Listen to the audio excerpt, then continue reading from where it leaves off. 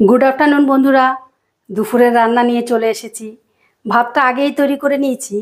আজকে আবার ছেলে চিকেন নিয়ে এসেছে।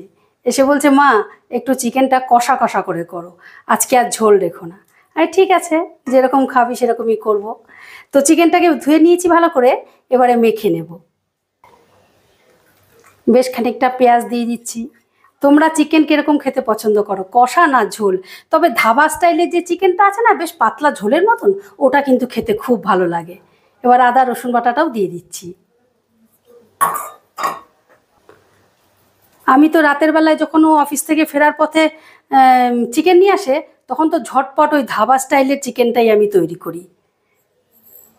অল্প একটু চিনি দিয়ে দিলাম, পরিমাণ মতো নুন দিয়ে দিলাম, শুকনো লঙ্কার গুঁড়ো অল্প একটু দিয়ে দিলাম।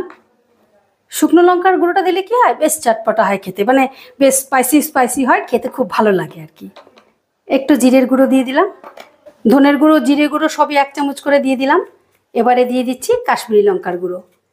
এটা দিলে কি হয়, কালারটা বেশ সুন্দর আসে, আর মাংসের কালার একটু লাল হলে খেতে বেশি ভালো লাগে। এবারে বেশ খানিকটা সর্ষের তেল দিয়ে দিলাম।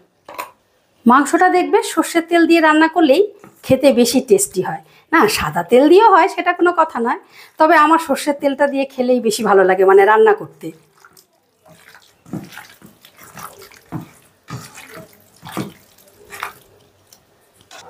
এবারে অল্প একটু লেবুর রস দিয়ে দেব।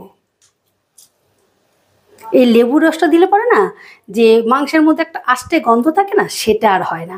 আর তাছাড়া আমি এটা কাগজি লেবু দিচ্ছি, বেশ রান্নার পর সুন্দর একটা ফ্লেভার আসে। যেহেতু কাগজি লেবুর ফ্লেভারটা খুব ভালো, সেই জন্য খুব সুন্দর আসে। এবারে এটাকে আমি 1/2 ঘন্টার জন্য ফ্রিজে রেখে দেব। এটাকে ফ্রিজে রেখে এদিকে যে অন্যান্য রান্নাগুলো আছে সেগুলো করে নেব।